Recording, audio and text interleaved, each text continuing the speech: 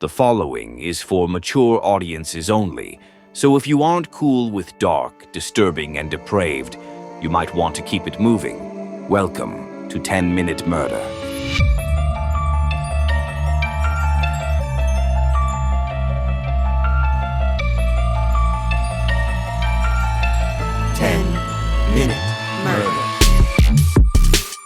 Five teenagers headed into the Iowa woods for a laid-back night of campfire vibes.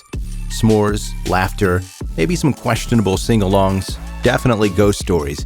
It's the kind of wholesome fun that would make a Norman Rockwell painting blush.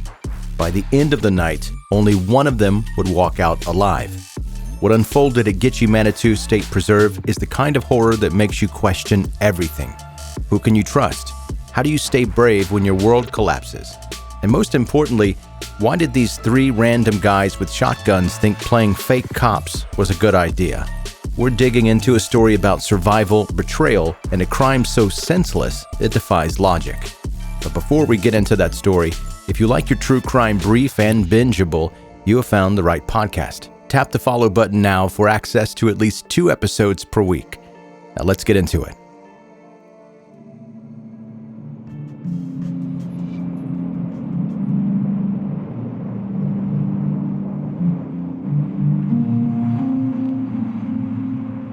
In 1973, 5 teenagers headed into the serene woods of Gitchie Manitou State Preserve in Iowa for a night of campfire fun. Among them were Roger Essam, 17 years old, Stuart Beatty, 18, his younger brother Dana, just 14, Michael Hadrith, 15, and Sandra Cheskey, the group's youngest at only 13 years old.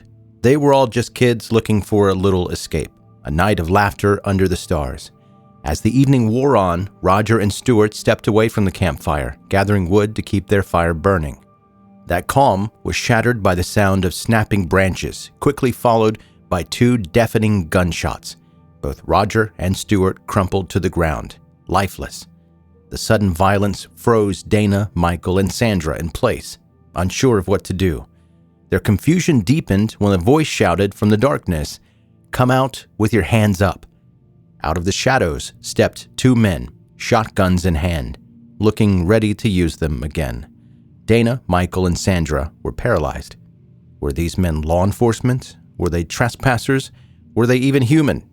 The teens had no answers, only fear. Sandra later recounted the terrifying moments that followed. Mike said, "Who in the hell do you think you are?"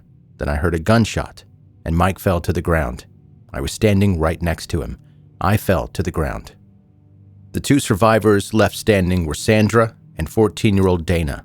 Sandra couldn't tell if Roger, Stuart, or Michael were still alive. The chaos was too overwhelming.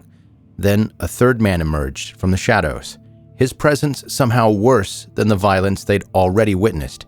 With the barrel of a gun pointed at them, the man corralled Sandra and Dana toward a truck parked nearby. The horror was only just beginning. In the chaos, Sandra realized something that felt like a faint spark of hope. Stuart and Michael were still alive. Michael clutched his arm, which had been torn apart by a shotgun blast. Stuart, though grievously wounded, cried out from the forest, his voice tinged with desperation and pain. But hope dissolved quickly into helplessness. Dana was forced to stand at gunpoint, listening to the agonizing sounds of his older brother bleeding out, powerless to intervene. The gunmen deliberated, their conversation low and calculated. Then, without a word of explanation, they turned their attention to Sandra. She was bound at the wrists, tossed roughly into the bed of their truck like cargo. As the vehicle jolted into motion, Sandra managed to lift herself just enough to glimpse her friends one last time. 2 of the men stayed behind. They marched Stuart, Dana, and Michael back toward the forest, the setting of their last moments. Sandra didn't know it yet, but that would be the final time she ever saw them alive. The next morning, a couple cruising down a quiet road in their brand new car came across a grim scene. On the side of the road lay the bodies of Stuart, Dana, and Michael. Their lives, once so full of promise, had been brutally extinguished. Roger's body wouldn't be discovered until later.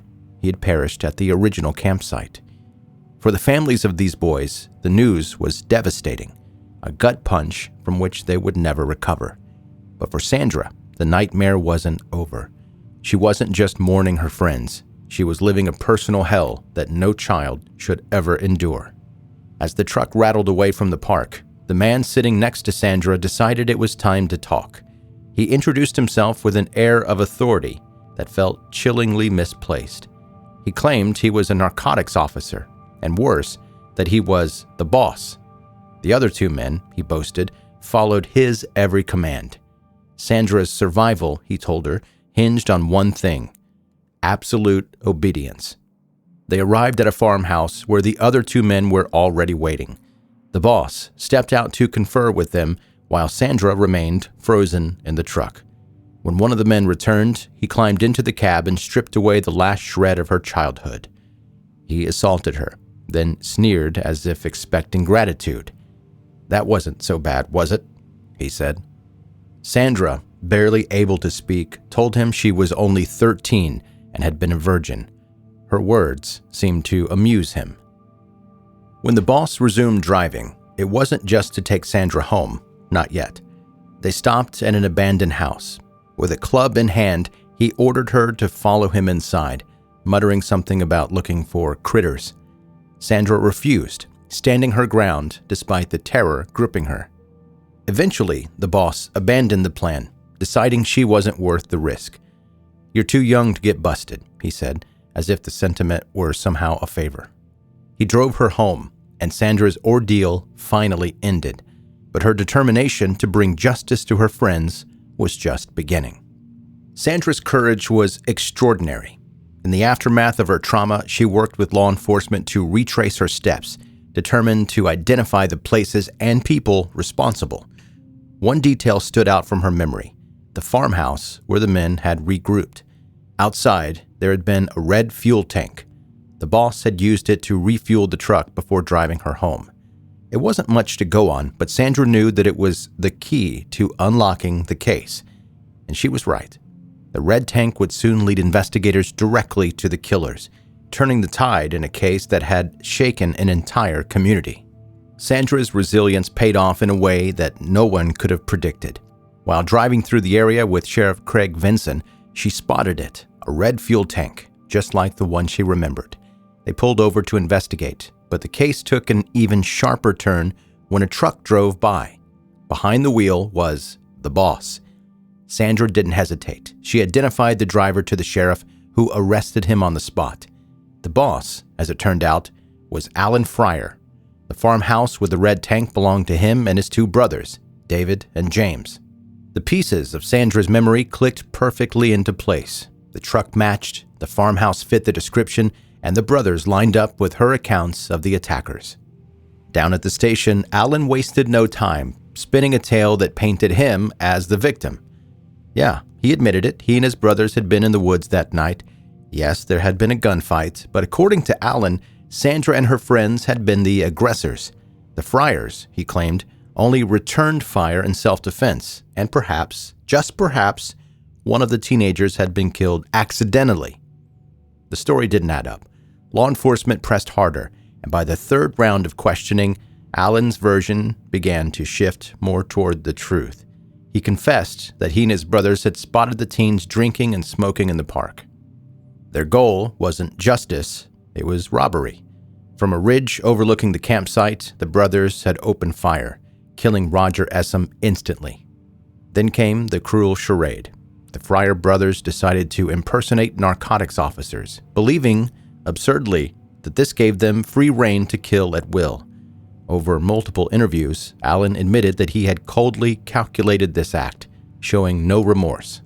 Sandra's memory proved vital. She identified all three Fryer brothers in lineups with chilling accuracy. David Fryer corroborated Alan's confession, admitting to the murders and their twisted impersonation scheme. But James Fryer, he had more skeletons in his closet and wasn't ready to play along. James, as you might have guessed, was the man identified as her rapist, but that wasn't his only secret. At the time of the murders, James had been part of a work release program. To cover his tracks that night, he had called his parole officer, pretending to be his boss. He claimed he needed to work an extra shift, which excused his absence from roll call. The plan worked temporarily, but James's lies unraveled under scrutiny. Facing charges of murder, rape, and parole violation, James turned desperate. He blamed Alan and David for the murders, claiming that he had nothing to do with it. He went a step further, accusing Sandra of fabricating the assault. According to James, not only had Sandra not been raped, but she had wanted to sleep with him, and even David. He painted her as an eager participant, laughing and enjoying herself while her friends were being slaughtered. The audacity of this defense stunned investigators, but not enough to sway them. No one believed James's story.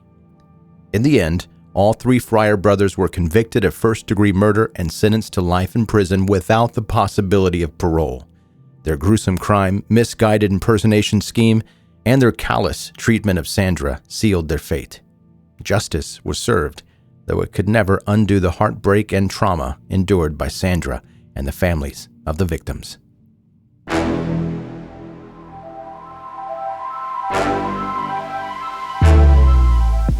That's 10-Minute Murder for today. Brief and bingeable true crime. I'm Joe, I'm the host, and thank you for taking the time to listen. New listeners, make sure you subscribe wherever you like to listen to podcasts. Also connect on social media. Links for that are in the show notes of this episode, or you can just type 10-Minute Murder into wherever you're trying to find the show, and it's going to pop up. You can go to 10minutemurder.com. That's going to be the resource for all things related to the podcast. And I know you hear me drone on and on about the importance of, if you enjoy this podcast, leave a rating and review, and also sharing it with your friends and family. But as it relates to the ratings and reviews, you've heard me say that it helps other people find the show, and that's why it's so important.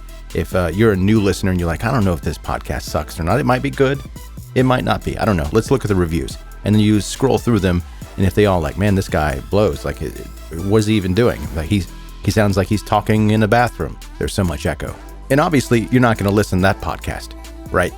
So that's why I mention it. But the review that I recently got for my other podcast, 10-Minute Mystery, it did something else to me. It kind of re-inspired me, or re-motivated me into what I'm doing here with 10-Minute Murder and 10-Minute Mystery. Because sometimes I can get trapped in inside my own head world with what I'm doing and think, well, I mean, who even listens to this thing? Like, you do that. I'm sure you do that too. Like, where you just kind of get down on yourself every now and then. And I was doing that a little bit today, and then I read this review. And let me just read it too, and you understand why. It pulled me completely out of that funk. Here's the review. Joe hits another one out of the park. Joe has managed to create yet another amazing podcast that is entertaining and informative without drowning you in details. This is why the word bingeable was created. Did I even spell that correctly? And is that even a word? Anyways, if you love 10-Minute Murder, and if you haven't checked that out, then definitely give that a listen. You will love this just the same. Joe's quirky and distinctive voice makes you wish he was a voiceover for all your podcasts. No wonder why people keep writing him and asking his opinion on topics outside of the show. It's because his voice and his demeanor makes you want to sit down and chat with him like he was an old friend. Best 10-minute indulgence in podcasting. Now do you see what I mean? I read that today and it made my heart do happy things. So whoever you are that wrote that, I really do appreciate it, and it means a lot to me. And that's going to do it. That is your episode for today. Thank you so much for listening to 10-Minute Murder.